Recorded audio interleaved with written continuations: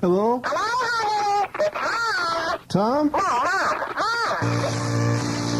We must now override your local broadcast signal from our hidden broadcast tower in a location we cannot reveal. This is the voice from the shadows, bringing you the forbidden radio signal of Radio Macabre.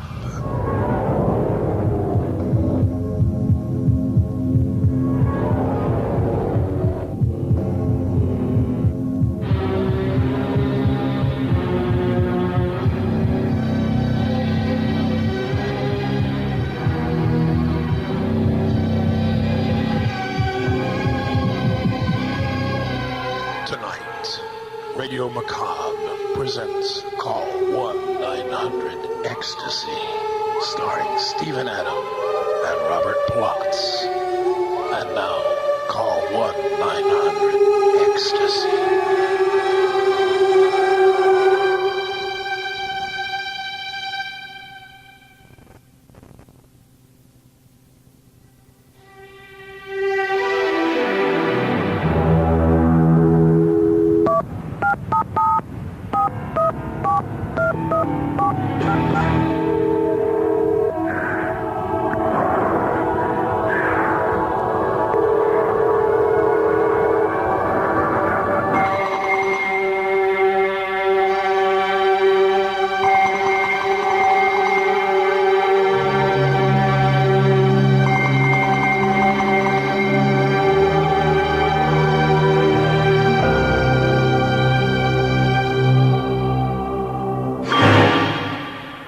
Sir, I'm calling from the ATLT Center with our special offer. Ma'am, the ATLT Maximum Security 501S Home Protection Matrix is the ultimate high-tech security system in the world. It's 100% fail-safe. I promise you our monitoring staff only actually listen or take from the microphones in your home if the alarm is triggered or if the fire detector... No, there's no beep or tone to let you know when we're listening. That would tip off the burglars. No, ma'am, it's not like having little people living in your house watching you. Yes, sir, that's great. We install a 501S security system in each of your warehouses. Oh, no payment necessary until our staff complete the 4 visits to show you the disarming, battery changing, entry, videotape, and other protocols. No, it comes with a system. It's our pleasure, really. Your payments begin in September. Thank you. Yes! Yeehaw! Take this beamer away, my good man. I only drive the minty green one on Wednesday. The big fish there, eh, Chris? Troy, my man, let's just say Ahab landed Moby Dick. Small little Chris. Today you're Ahab, tomorrow you're Jonah. Well, old man Wilton wants to see you in his death chamber at 7:55 in the morning to, I quote, discuss the Dawson Industries close that never closed. Remember, sire, all glory is fleeting. Richard, the human barbiturate, with radar to target a 2-second good mood at 10 miles. I now compose a long-awaited sonata for phone cord, and you're a scrawny man. Take it outside. Take it outside. Rich, you ever give me that follow-up sheet on installing at the Esperson complex? No, Troy. A lot of stuff on my desk. Listen here. You gents won't believe, you will not believe what I have found. I, Richard the Lion Groined, have found. You get viruses from that kind of bimbo, like we told you. No. It's a phone line. Viruses through the phone. This is different. Not where you talk to fat housewives with 18 kids. This is unbelievable. Rich, it's gonna rot off. Your ma would cry. What a waste, she'd say. No, it's 1-900-ECSTASY. You two geekoids ain't heard of this. No, my subscription to Mellon's Monthly ran out 2 weeks ago. Chris, it ain't advertised. You hear about it around. It's the best there is. You're lucky this building allows CNI dogs. Been shaving your palms? Is that where you go for half an hour at a time when I need the Esperson file? It's like a combo of phone sex and psychic friends. She knows how to slam the buttons I didn't even know I had. I use the company cellular. Call it a bonus. You can't use the company phone. Sure I can. You just hit speed 49. Overrides the call block. I gotta get going. Complete your sentences and get Troy the Esperson file. That was the first time I ever heard of it. 1-900-ECSTASY. Why would I give Rich and his pet phone date a second thought? Even when Troy and I noticed he was sloughing off more and more, we'd walk up on him in his cubicle and he'd be crooning into the boss's phone like some Vegas Fabio wannabe. He wouldn't even notice us watching. Then one day I'd eaten at the Szechuan buffet, had to hit the John. You'd like it right there? How did you know that about me? You've never even seen me. Hey, Rich, I hear you in there. Let the chicken breathe, Get off that cellular. Old Wilton has seen the call sheets. He knows somebody's making all the 900 sexo calls. He's gonna nail you. Can you hear me in there? Don't say that. No, you know there isn't anybody else. How could there be? I call you every time I get a chance. Of course, I'll call you as soon as I get home. I always... I was following up the Sanford warehouse sale, and Rich was really being an idiot. So it was a couple weeks before I even thought about him again, or noticed he wasn't even in the office anymore. Troy, I just snapped. Where's Rich? He hasn't come in for 3 days, and he hasn't given me any of those files, and I gotta get them. And his phone's always busy day and night. Oh, man, not selling systems. Rich, I'll never be able to afford all those damn 900 calls at home. What in... Now, you know, Chris, about that deal he told us about, that 900 ecstasy thing, he was not kidding. You don't mean you've been calling? And what are you doing with the company's cellular on your desk? You have a lovely lady, Troy. What does Tanya say? What Tanya isn't gonna hurt her head at all, and you're not gonna tell her, poke nose. I hope you and your phone will be very happy together. I'll get your damn files for you because I'm gonna go see about Rich. Rich, come on, man. I know you're here. Your car is outside. Doesn't take Sherlock Holmes. Oh, God. Rich, what happened to all your furniture? They repoed it? What are you doing naked on the floor? Get up from there and get off that damn phone. No, please don't make me talk about that anymore. Don't make me say it. No! Don't say you won't meet me. You promised I'll be here just like you said. I've been getting ready. I've been good. Rich, this phone isn't even plugged in. Give me it. Give it to me and get up. No, get that damn thing back to me. Hello. Oh, God, you made her hang up. Radio Macabre will return to call 1-900-ECSTASY.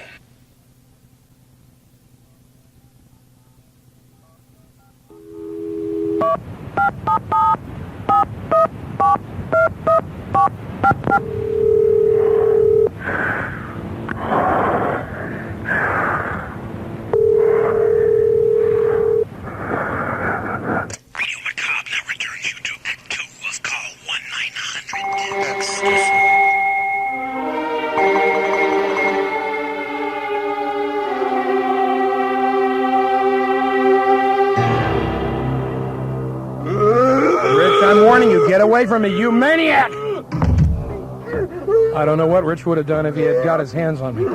I got out and slammed the door on him and heard him crash into it and stomp around in his apartment, screaming like a werewolf and crying and pounding the walls. I didn't know who to call or what to do. That was Richard in there.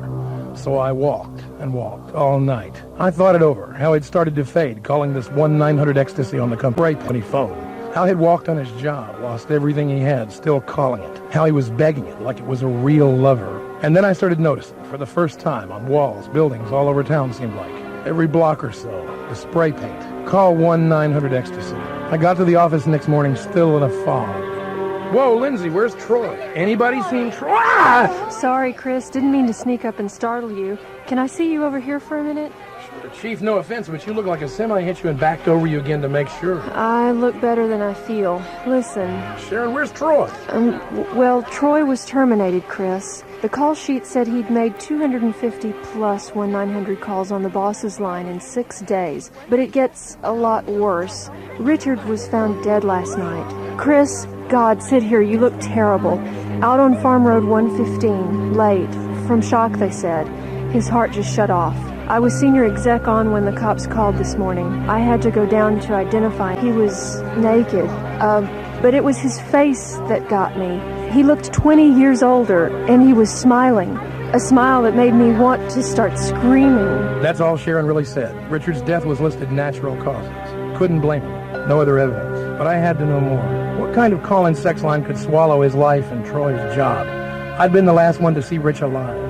But I hadn't been able to make myself tell the cops about the way he'd acted that night. I couldn't. So I started calling the phone company. Where was 1-900-ECSTASY? Their business office. From the runaround I got, put on terminal hold, all the bull about carriers and trunk lines, and a certain Mr. Floyd, who'd ordered all complaints about this matter routed directly to his office, where all I ever got was his voicemail, and the nervous way a lot of them acted. I got the impression, just a feeling, about half those phone company slugs were regular callers to ecstasy themselves. So were a bunch of the people in our office, I was getting to know the little smile in the faraway eyes, the love puppy on LSD voice. And then that night, when I picked up my car late and headed home, it hit me. I'd kind of blocked all that out. Rich had been begging the phone to meet him. Slam in the gut, and I thought about Troy. And I drove to the first phone booth I found. But I had to look for another one. There was a woman in that one using her phone credit card, crooning. Hot. Silky. I knew who she was talking to. I was surprised Troy's line wasn't busy. I got his lady, Tanya. He took off about 20 minutes ago, Chris. Just he was going to meet somebody. Tell you the truth, I don't much care. And I'm not sure I'm going to be here when he gets back. He's been sitting around here for weeks, not shaving, not putting on his clothes, not laying a finger on me, just talking into the phone. And I just found out he's spent nearly all our savings on 1-900 calls. Tanya, any idea where? Oh, I could just see on this pad of Beekman. I don't know what that... Tanya, thanks. I didn't want to know either what it meant, but I had a pretty good idea. In my time, every red-blooded boy around here, as soon as he was old enough to forge an ID, spent his youth in Beekman's adult bookstore and Peep Show on County Line Road. Beekman's had been shut down 6-7 years ago. It was a dead place. Weeds, roof sagging, windows cold, dead, broken eyes with the moon shining wet and flat on it. But the door had been prized open. My flash was all the light there was. It was a mausoleum green with moss, white with dust, black with memories. I moved to the back, where Rich and Troy and I used to spend time. In the booth with the woman on one side, you in the next little room with a phone you talked to her on. And as I got closer... Come in here and hold me down. Hold me down. I want your fingers squeeze my throat like you promised me. Not in here. No, don't leave. Please. It sounded like half a dozen had been in the one room in the back. But I didn't care where they went. I took out the door on Troy's side. He was naked in there in the dark, with a little dead phone. Please don't come get me. Please. Radio Macabre will return to call 1-900-ECSTASY.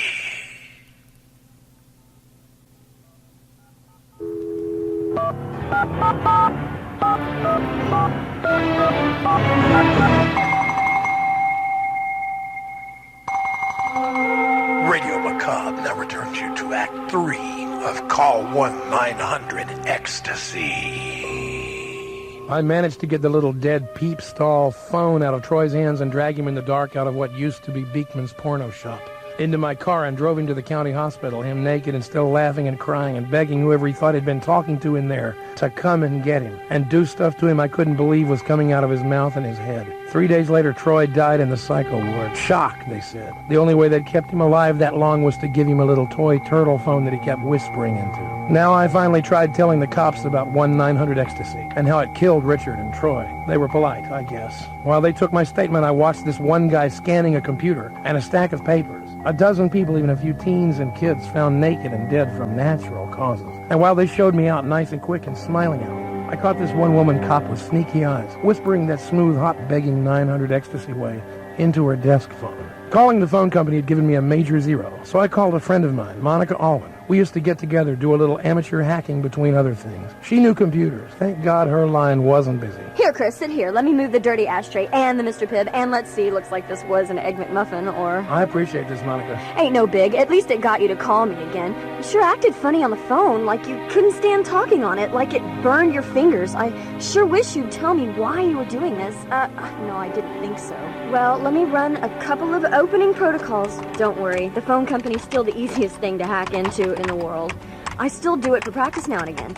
Okay, here's their 900-line data files. Let's see. Access code, 1-900-327-8279. Yeah.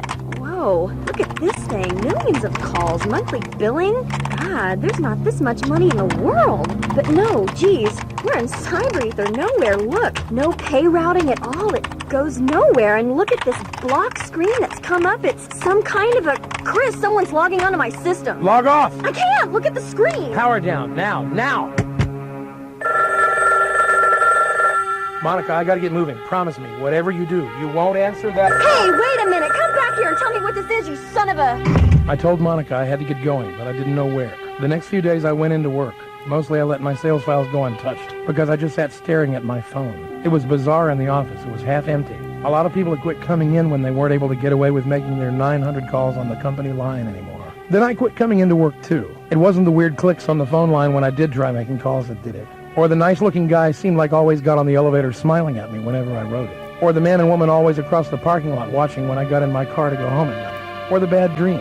Or the people I woke up and caught looking in through my Venetian blinds and then were gone. It was when I turned on the TV and saw on the news about Monica Allman. Somebody choked her to death, first with fingers, then with a telephone cord wrapped around her throat 11 times. It was carefully and probably very slowly done, the cops on there said, the coroner said, because her hands had been tied neatly first, and her hyoid bone in her neck wasn't cracked even a bit. A very gentle job. And they said it was funny because there was no forced entry and her door was dead-bolted from the inside. And the apartment manager who finally took the hinges out said Monica's eyes were wide open and staring in a horrible way. And her mouth was open like a fish out of water. She went on till I shut the TV off. Mostly I looked at the phone. I knew I was going to pick it up. It was just a question of when.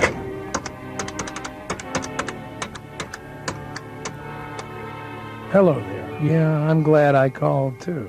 I kind of figured you'd be expecting me. You have a lovely voice. Now there's no point talking to me like that.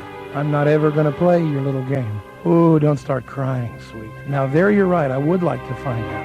And here's why. I don't know who or where you are, or even if you're a thing that can actually be anywhere. But I know you're killing people, and I know you like it. And I'm the only one that knows about you that can still think to tell about it. And you obviously know that since you've been watching me so carefully. You sucked in Rich and Troy and choked poor Monica. She was a rush job, a mess. You couldn't wait long enough to get her really hooked. She was probably only a little eager for you when you finally had to go to her because of what she knew. But you haven't gone ahead and just killed me. And I can only think of one reason why. It wouldn't satisfy. No, I really know you. I'm more important to you. You've got to have me wanting you, even more than all the other men and women and kids you've got calling you and coming to you willingly every day. Well, okay, baby, let's skip the foreplay and get to the action. Let's get together, huh? You got it. Skyliner Motel on Old Highway 45, 20 after 12 tonight. Alone. I'll be there. Bye now. Bye.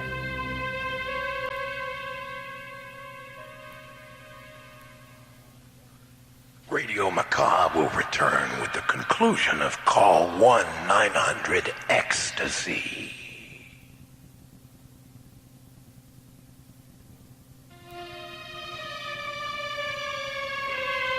Radio Macabre now returns you to the conclusion of Call 1-900-ECSTASY. And that's my little story, the best I can tell it, about 1-900-ECSTASY and how Rich and Troy and a lot of others called it, and it heated them up inside and drew them to it and took their own want and killed them with it and left them naked and insane and dead and enjoyed it. I've told it into this recorder that I brought with me to where I am now, the Skyliner Motel, out here on Old Highway 45, time 12:16 in the morning.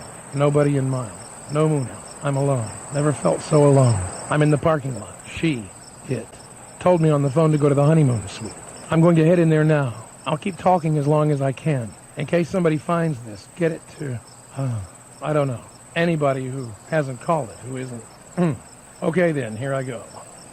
Walking now, towards the main wing back behind what used to be the office. Honeymoon suite, huh? Been a long time since anybody had their honeymoon here at the Skyliner. Except rats, and crackheads, and zombies, and vampires, and ghosts, and all kind of stuff like that there I don't believe in.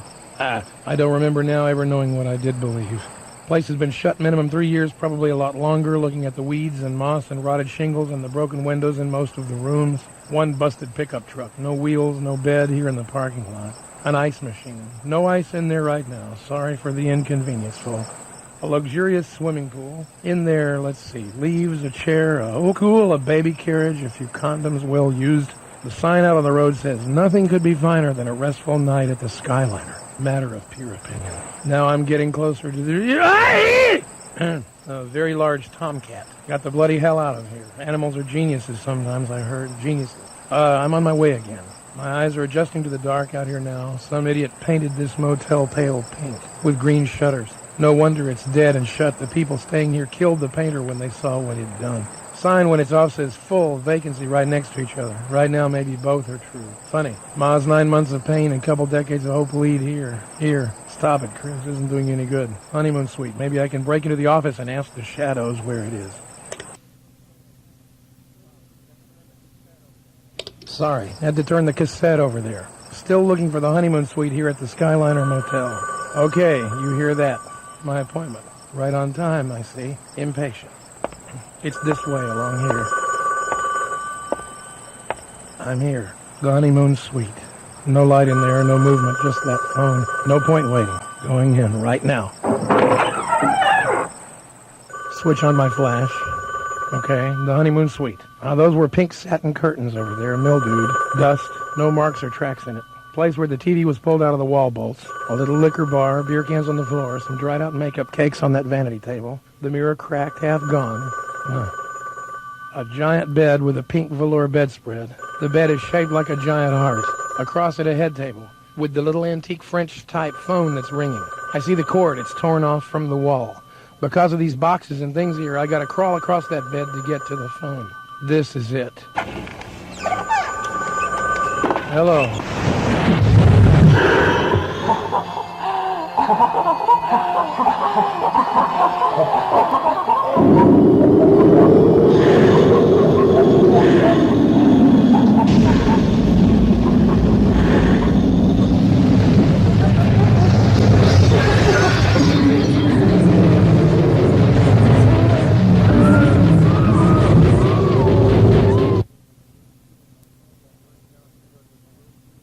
That first sound you heard was the room feeling like falling in an elevator. Then the crash was me going headfirst out the window of the honeymoon suite.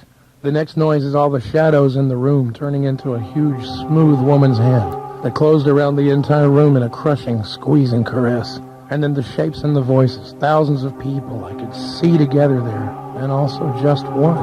Out on the ground watching in, I got the feeling. A hatred and a love and a wanting and a fear of somebody hurting worse than all the nightmares ever dreamed. And loving more than all the love ever felt. And then the eyes, staring out at me from the darkness, hurt and full of loss, and somehow betrayed. Then all I saw in there was the dark. I'll keep giving out as many copies of this tape as I can while I still have the strength and the money. To anyone who will maybe listen. Because I'm the only one who knows what can live in a single phone call. I don't use the phone myself. Not anymore.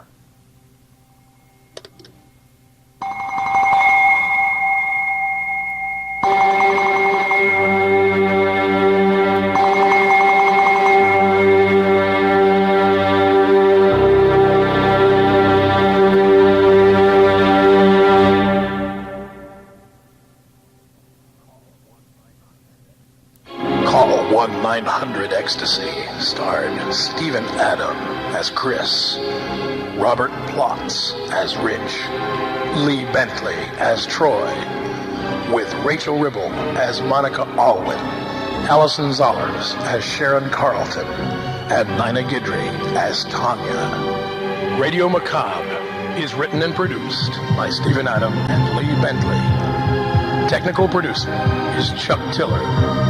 The program is musically scored and directed by Stephen Adam. Radio Macabre is a Mediaplex production. Copyright and all rights reserved worldwide.